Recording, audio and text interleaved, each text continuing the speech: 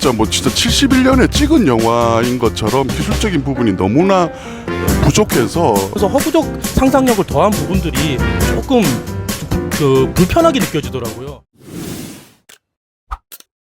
안녕하세요. 시사후 99 이학후입니다. 안녕하세요, 이용철입니다. 실제 사건을 토대로 하고 있거든요. 영화에서 다루고 있는 사건이 대한항공 F-27기 납북 미수 사건, 1971년도에 일어난 사건으로 알고 있습니다. 저는 영화를 보기 전에 인터넷에 이제 정보를 찾아보고 이 사건에 대해서 처음 알았거든요. 근데 혹시 이용철 평론가님은 이 사건을 미리 아셨나요? 예, 저도 그때가 국민학교 1학년 때라 그렇게 많이 알고 있는 사건은 아니고 과거에 저런 하이제킹 사건들이 몇 차례 있었다 정도만 알고 있었습니다. 영화가 시작하면은 역사적 사실에 이제 허구의 상상력을 더했다고 나오는데 저는 역사적 사실을 다루면서 허구적 상상력을 더한 부분들이 조금 불편하게 느껴지더라고요. 왜냐하면은 지금 1971년에 납북 미수 사건의 범인이 왜 그 범행을 저질렀는지가 현재까지 명확하게 밝혀지지 않은 걸로 알고 있거든요. 단순히 그냥 어떤 돈 때문에 북한을 가려고 그러는 게 아니냐의 추측이 있을 뿐이고 범인이 죽어버렸기 때문에 이후에 이제 정황 조사를 통해 가지고 어느 정도 추측을 할 뿐이고 범인의 어떤 동기에 대해서 알 수 없는데 영화는 그렇게 만들 수가 없었다고 생각을 했는지 범인에 대해서 그 당시에 빨갱이 낙인이 찍히거나 그러니까 북으로 갔던 사람이 있는 가족 그런 사람들이나 그런 가족들이 겪었던 빨갱이 낙인 같은 거를 그 영화 안에 집어넣어 가지고 범인에 대한 어떤 서사를 만들어준 부분이 있는데 저는 조금 불편하게 느껴졌거든요.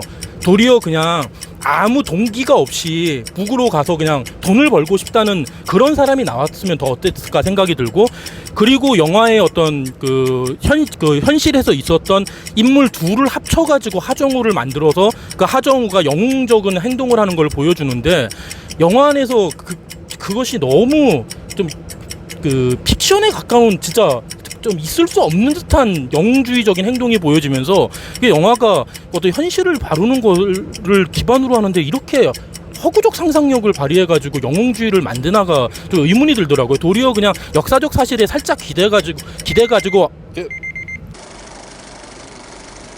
어쩔 수 없이 2년 전쯤 개봉했던 비상선언과 비교를 할 수밖에 없을 것 같습니다. 그 영화가 그렇게 성공적이지 않았음에도 굳이 이 영화가 만들어진 이유는 무엇일까? 그 생각을 하면서 영화를 보게 되었는데요.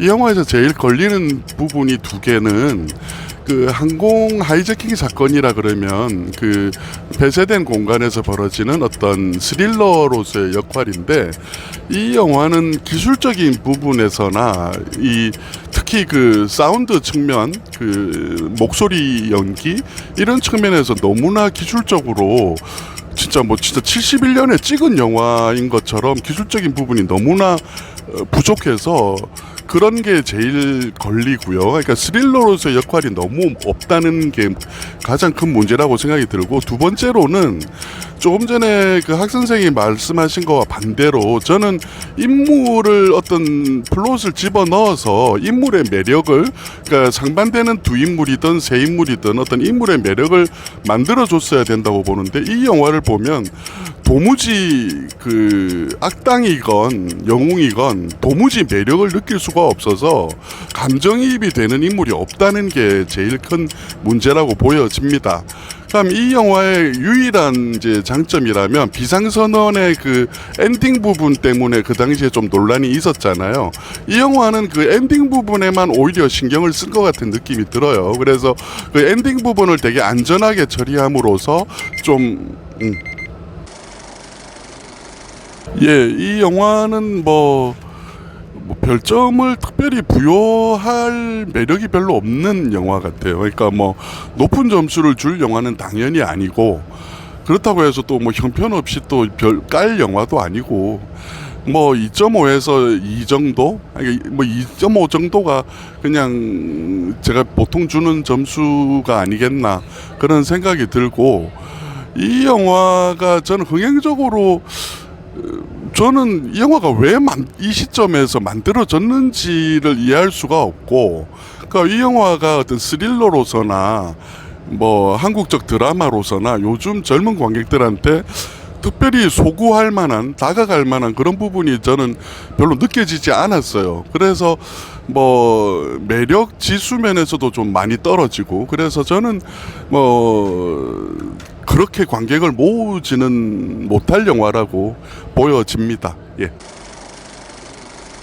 저는 그냥 그 기술적인 면만 없으면은 한 2개 반 정도 주고 싶은데, 아까 이용철 평론가님 말씀하셨던 것처럼 영화의 그 대사라든가 그런 어떤 그 기술, 그 CG라든가 이런 부분들이 솔직히 너무 형편없다고 생각했거든요. 근데 CG는 뭐 그럴 수도 있다고 생각하는데, 녹음이 너무 좀 이상하게 된 부분들이 있어가지고 그 사운드만 들으면 정말 진짜 한국 옛날 영화를 보는 느낌에 가까워가지고, 도리어 근데 항공기라든가 그런 거 사운드는 아주 또 그 선명하게 들리니까 도대체 이 영화는 대사는 안 들리고 항공기 소음만 들리는 느낌이 들어가지고 그게 너무 언밸런스한 느낌이 들어서 저는 별점을 2개를 주고 싶고, 흥행 예측을 하면은 이 영화는 어쩔 수 없이 아까 말씀하셨던 비상선언에 좀 문제점을 안고 있거든요. 비상선언으로 인해 가지고 항공기를 다룬 영화들에 대한 관객들의 기대치가, 저는 한국 그 관객들의 기대치가 상당히 떨어져 있다고 봅니다. 그리고 지금 이 시점에서 그 영화가 가지고 있는 거를 뭐 반공주의도 아니고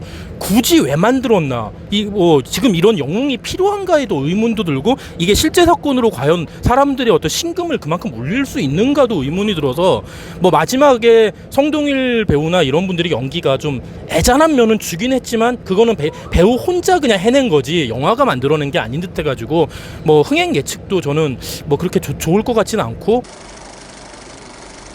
뭐 근래에 나오는 한국 영화들, 뭐 그리고 이 영화들 뭐 이렇게 보면은 글쎄요, 올 여름이 그렇게 낙관적일 수 있을까? 저는 또다시 의문이 드는 시점이라고 보입니다. 그러니까 제가 매번 반복하는 것들, 뭔가 학습 효과가 별로 없다는 게 저는 가장 문제 같아요. 그러니까 어떤 영화가 실패하건 성공을 하건 그거를 보고 이제 어떤 그 다음 영화에 어떤 반영이 돼야 되는데, 오늘 같은 영화를 보면 도대체 이런 실수를 왜 또 하는 걸까라는 생각이 들고, 그리고 지금 나중에 지금 좀 있으면 개봉할 영화들에 굳이 사일런스라는 제목을 버리고 탈출이라는 제목을 붙여서 그 전주에 개봉하는 탈출하는 영화와 무슨 제목과 차별화도 안 되는 이상한 시도를 하고 있고, 그러니까 이런 식의 업계에서 벌어지는 일들이 서로 이건 잘 되자고 하는 게 아니라 뭐 서로 같이 망하자, 이런 어떤 분위기가 느껴지는데요. 뭐 향후에 그 영화들을 봐야 뭐 좀 더 본격적인 판단을 할 수 있겠지만, 지금 여름 영화를 제가 별로 기대가 안 되는 거는 학습 효과 면에서 정말로 저는 문제가 크다.